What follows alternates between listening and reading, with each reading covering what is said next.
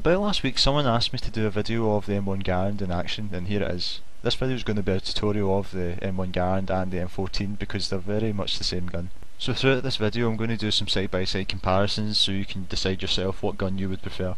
So now for this first test I'm just going to fire each gun as fast as I can without controlling them, and as you can see both weapons have high recoil. You would need to compensate for this if you want any chance of hitting your target.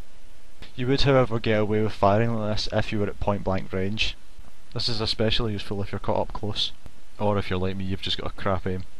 When trying these guns out for the first time you might experience a steep learning curve, mainly because these weapons seem to be more suited at mid-range, long-range combat, as they don't seem to offer the same flexibility as the rest of the weapons in Battlefield Bad Company 2.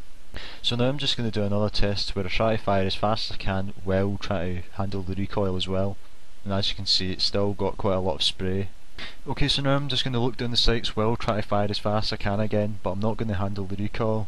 As you can see, there's still quite a lot of climb, but not as much spread. Firing like this is only ideal if you're within a maximum range of 25 meters. Although firing like this should be avoided as the high recoil of these weapons can make hitting a target quite difficult. So try not to make this a habit like me, as the chances of scoring a kill while firing like this is mainly down to luck. Now I'm going to fire the gun as fast as I can while looking down the sights while handling the recoil. Well, the best I can.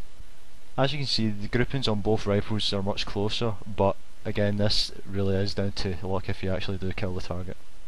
When using these weapons, aim is everything because you've not got a lot of bullets to play about with before you have to reload again, so make each shot count. I think most people are put off by the fact that you can't put a scope on these weapons. The iron sights on both the weapons do seem identical, however I found the iron sights on the M1 Garand were much easier to use than the iron sights of the M14. Mainly because the M14's iron sights felt more crowded than that of the M1 Garand. Okay, so now I'm going to show you my preferred way of firing. Basically you fire two quick shots while waiting for the gun to settle between the shots. This results in an extremely accurate 2-shot burst. Or if you can't wait for the gun to settle between the shots you can always fire faster while fighting the recoil. This firing method is suitable for all ranges and it works well on both the rifles. And if you're aiming for the upper body you're usually able to kill the guy before he even realises what's going on, which is ideal because you have to rely on the element of surprise to succeed with either of these guns. And it's also pretty damn satisfying killing a guy in 2 shots without having to use about 20. And also being called a hacker when you're not actually hacking. And if you are hacking, you suck and you should be ashamed. So basically don't hack, even though that isn't the topic of this video. So with either of the guns you'll need to use different firing strategies depending on what situation you find yourself in. If you're up close you might want to use this 2-shot burst, or you might fire wildly if you're in a panic, something I usually do but you shouldn't really do it. I know I say this in every video but always aim for the head and control your shots, especially using these guns. If you use magnum ammo and hit a guy in the head at close range it is a 1-shot kill. And when I say close range I mean any distance up to 30 meters, anything beyond that it's usually 2-3 shots, depending on what type of ammo you use. But I would highly recommend using magnum ammo for both of these guns just to make up for the small magazine or clip sizes.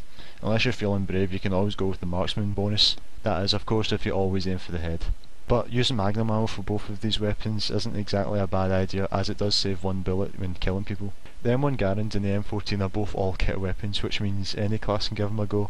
But I would say the assault benefits both of these weapons the most purely because of the ammo box and infinite supply of ammo. However, some brave recons might use it as well just for sheer bragging rights and humiliating their opponents.